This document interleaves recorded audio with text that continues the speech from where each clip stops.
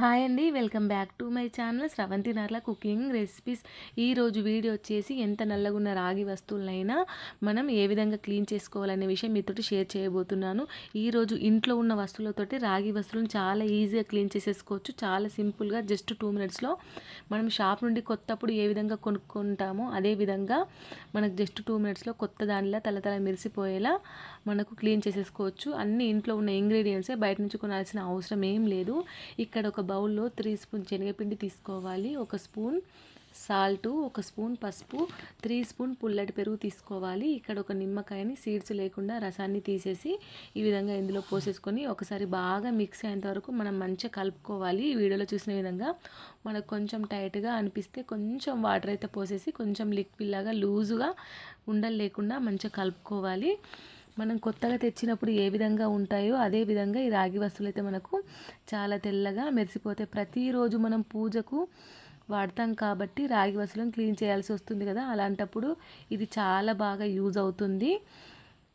కాబట్టి మీరు కూడా ఒకసారి తప్పకుండా ట్రై చేయండి. ఈ విధంగా కలుపుకున్న తర్వాత ఇప్పుడు చూడండి, ఇవి నల్లగా ఉన్నాయి కదా రాగి వస్తువులని, మన చేత్తో పని లేకుండా, పితాంబరి పౌడర్ అవసరం లేకుండా, మనతోటి సబ్బు స్క్రబ్బర్ అవసరం లేకుండా జస్ట్ ఇలా కలుపుకున్న లిక్విడ్ని మనం బ్రష్ తోటి ఈ విధంగా మనం నల్లగున్న రాగి వస్తువులు అన్నిటికీ ఈ విధంగా అప్లై చేసేసుకోవాలి. లోపట పైన ముందుకు వెనుకకు ఈ విధంగా అప్లై చేసేసుకొని జస్ట్ 2 మినిట్స్ అలాగా వదిలేసేయాలి.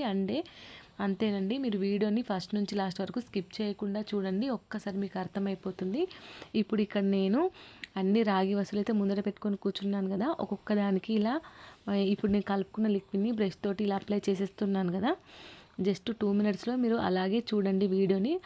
కలర్ మొత్తం చేంజ్ అయిపోయి చాలా తెల్లగా కొత్త దానిలా మెరిసిపోతాయి. ఇలా మనం అప్లై చేసిన 2 మినిట్స్ అలాగే వదిలేసామనుకో, ఇలా వదిలేసిన తర్వాత మనకు సబ్బు అవసరం లేకుండా జస్ట్ వాటర్లో ముంచి తీసేస్తే సరిపోతుంది. చాలా తెల్లగా అయిపోతాయి. మనకు ఏ పితాంబరి పౌడర్ అవసరం లేదు. ఒక్కదానికంటే పితాంబరి పౌడర్ యూజ్ చేస్తాం కానీ చాలా రాగి వస్తువులు ఉన్నప్పుడు పండగల సీజన్ అప్పుడు అన్నిటికీ చాలా ఎక్కువగా యూజ్ చేసే ఎక్కువ మొత్తంలో మనకు పీతాంబరి పౌడర్ అయితే అవసరం పడుతుంది కదా. అలాంటప్పుడు అలాంటి టెన్షన్ ఏం లేకుండా ఈ వీడియోలో చూసిన విధంగా మీరు ఒకసారి తప్పకుండా ట్రై చేయండి. చూడండి, మీరు ఫస్ట్ చూసినప్పటికీ ఇప్పటికి అబ్జర్వ్ చేయండి, కలర్ మొత్తం చేంజ్ అయ్యి మొత్తం తెల్లగా అయిపోయాయి. ఇప్పుడు వీటిని మొత్తం ఒక్కొక్కటి మీకు నీటిలో ముంచి చూపిస్తాను.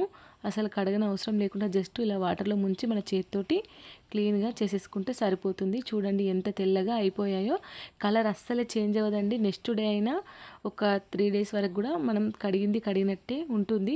చాలా వరకు వీడియోలలో కడిగినప్పుడు తెల్లగా ఉండి నెక్స్ట్ డే కలర్ చేంజ్ అయిపోతుంది కదా, ఇవి అలా కాదండి, చాలా తెల్లగా ఉంటాయి. చూడండి, మనం 2 మినిట్స్ అలా అప్లై చేసి వదిలేసాం కదా, జిడ్డును మొత్తం వదిలించేసేస్తుంది. ఇలా వాటర్లో ముంచి తీసేసి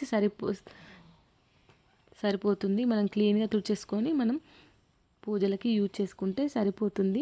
మీ ఇంట్లో ఎప్పుడైనా రాగి వస్తువులు నల్లగా ఉన్నప్పుడు పితాంబరి పౌడర్ వాడకుండా మార్కెట్లో దొరికే ఏ లిక్విడ్స్, సబ్బులు, స్క్రబ్స్ వాడకుండా ఒక్కసారి నేను వీడియోలో చూసే విధంగా మీరు ట్రై చేయండి. ఎంత నల్లగా ఉన్న రాగి వస్తువులు అయితే చాలా తెల్లగా అయిపోతాయి. పండగల సీజన్లో అప్పుడైతే పూజ ఐటమ్స్ చాలా అవసరం పడతాయి కదా, అలాంటప్పుడు చాలా ఐటమ్స్ ఉన్నప్పుడు ఒకసారి ఈ విధంగా ట్రై చేయండి. మీరు ట్రై చేసిన తర్వాత మీకు ఏమనిపించిందో నాకు కామెంట్ చేయండి.